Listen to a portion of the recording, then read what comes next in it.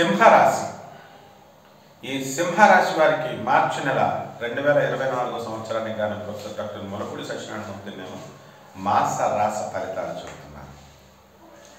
ముందుగా ఈ సింహరాశి వారికి సప్తమంలో ఉన్నటువంటి శని, శుక్రుడు 7 మార్చితో, తర్వాత కుజుడితో మార్చి 15 నుంచి కలవడం వల్ల భార్యాభర్తల మధ్య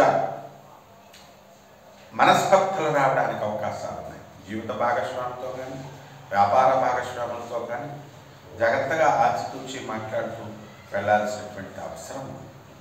కాబట్టి ఈ యొక్క సింహరాశి వారికి మోకాల నొప్పులు రావడం, ఆ తర్వాత జాండీస్, ఇలాంటి జలుబు, ఇలాంటి ఇన్ఫెక్షన్స్ అనేటటువంటివి రావడానికి అవకాశాలు ఉన్నాయి. కాబట్టి జాగ్రత్తగా చూసుకోవాలి.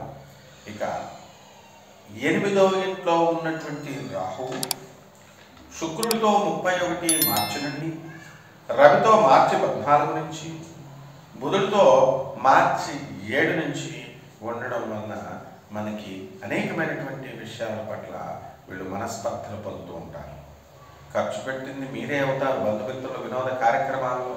అయినప్పటికీ కూడా మీకు పేరు రాకుండా మీరు అనవసరంగా ఖర్చు పెట్టారు అని మిమ్మల్ని అనడం ద్వారా ఇలాంటి చిన్న చిన్న విషయాల్లో మనస్పర్ధలు, మనస్తాపం అనేటటువంటిది మీకు రావడానికి అవకాశాలు ఉంటాయి. ఇకపోతే భాగ్యంలో ఉన్నటువంటి బుధుడు మీకు అదృష్టాన్ని తీసుకొస్తాడు. మరి ఆ బుధుడు మార్చి 26 తర్వాత మేషరాశి ప్రవేశం చేయడం ద్వారా మీకు రావాల్సినటువంటి మేనమామల ద్వారా మీ నుంచి కొన్ని సమస్యలు అనేటటువంటి మీకు రావడం జరుగుతుంది. అంటే మీరు మీ మేనమామ గారు బాగుండలేదని చెప్పి డబ్బులు ఇస్తారు, అవి మళ్ళీ ఆయన తీర్చలేనటువంటి పరిస్థితి అవడం ఉన్నాయండి. ఇలాంటి సందర్భాల్లో మీకు మేనమామలకి మధ్య ఉన్నటువంటి రిలేషన్ అనేటటువంటిది దెబ్బతినడానికి అవకాశం ఉంటుంది తల్లి వర్గం ద్వారా, తల్లి వర్గం నుంచి. ఇక వృత్తి, వ్యాపార, ఉద్యోగ విషయాల్లో అద్భుతమైనటువంటి రాణింపు కనబడుతుంది. ధనస్థానంలో ఉన్నటువంటి కేతు మీకు డబ్బుని ఎంబడి ముంబడిగా తెచ్చిపెడతాడు. కోర్టు సమస్యల్లో ఉన్నటువంటి వాళ్ళకి అవి అలా కంటిన్యూ అవుతూ ఉంటాయి. మరి రిలీఫ్ అనేటటువంటిది మరి భార్యాభర్తల మధ్య గొడవల్లో మీకు రిలీఫ్ అనేటటువంటిది వస్తుంది. అయితే మీకు అనుకూలంగా ఈ తీర్పులు ఉండవు. కాబట్టి ఈ యొక్క ఆరోగ్యం విషయంలో మనకి మీ భార్య గారి యొక్క ఆరోగ్యం కూడా దెబ్బతినడానికి అవకాశాలు ఉంటాయి. ఆవిడ్ని హాస్పిటలైజ్ చేయడం కోసం మీరు ఖర్చు పెట్టాల్సినటువంటి హాస్పిటల్స్కి అధిక మొత్తంలో ఖర్చు పెట్టాల్సినటువంటి అవసరం వస్తుంది.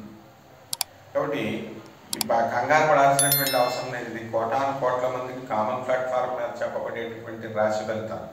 అంతేగాని మా భార్యకి ఇప్పుడు మేము హాస్పిటల్లో జాయిన్ చేయమో 4 లక్షలు 5 లక్షలు ఖర్చు పెట్టాలేమో అని అందరూ బెంగపెట్టుకోవాల్సినటువంటి అవసరం లేదు. అది వ్యక్తిగత జాతకాలను బట్టి మేము నిర్ణయించాల్సి ఉంటుంది.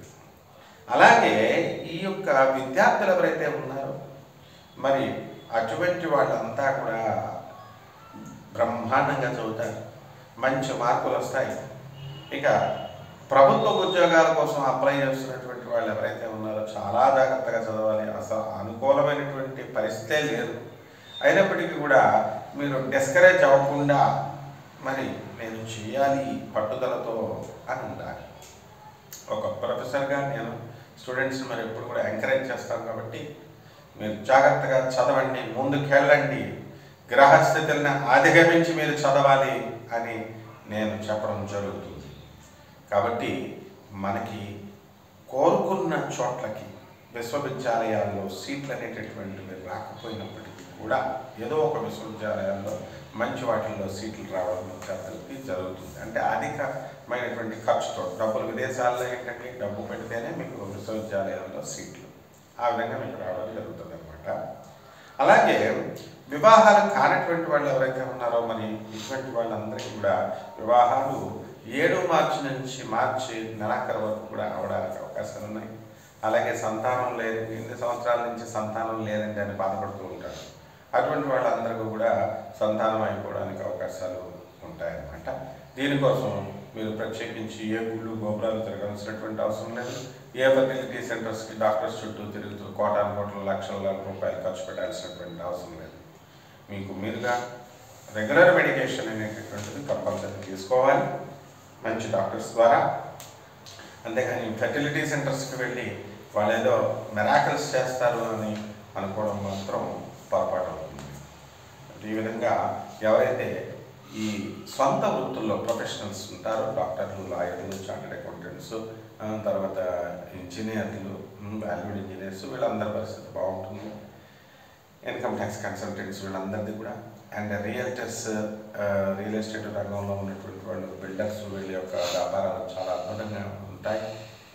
మరి మార్చి ఆఖరణ మాత్రం సింహరాశిలో ఉన్నటువంటి రిజిస్ట్రేషన్ ఆగిపోవడం అనేటటువంటివి జరుగుతాయి.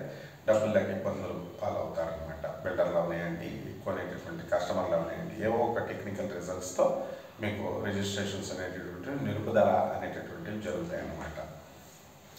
ఇక ప్రభుత్వ ఉద్యోగాల్లో ఉన్నటువంటి వాళ్ళు, వీళ్ళు ఏం చేస్తారండి, ప్రమోషన్స్ కోసం వెయిట్ చేసేవాళ్ళు మొదటి 3 వారాల్లో వీళ్ళకి అవకాశాలు ఉన్నాయి.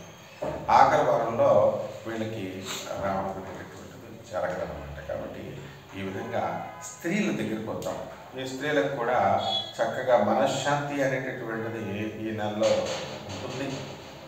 అయితే వీరు కోరుకున్నంత గుర్తింపు కుటుంబ సభ్యుల్లో ఉండదన్నమాట. కాబట్టి జాగ్రత్తగా మనం అత్తగారులు, మామగారుల దగ్గర జాగ్రత్తగా ముందుకు తీసుకుంటూ వెళ్ళాలి. వాళ్ళు కూడా మిమ్మల్ని బాగానే చూసుకుంటారు. కానీ ఎంతైనా సప్తమ శని, అష్టమ రాహు ఉండడం వల్ల ఎంత బాగా చూసుకున్నప్పటికీ కూడా ఏదో ఒక విధమైనటువంటి అసంతృప్తి, నిర్లిప్తత, నిరాశ అనేటటువంటి సింహరాశి వాళ్ళకి ఉంటాయన్నమాట.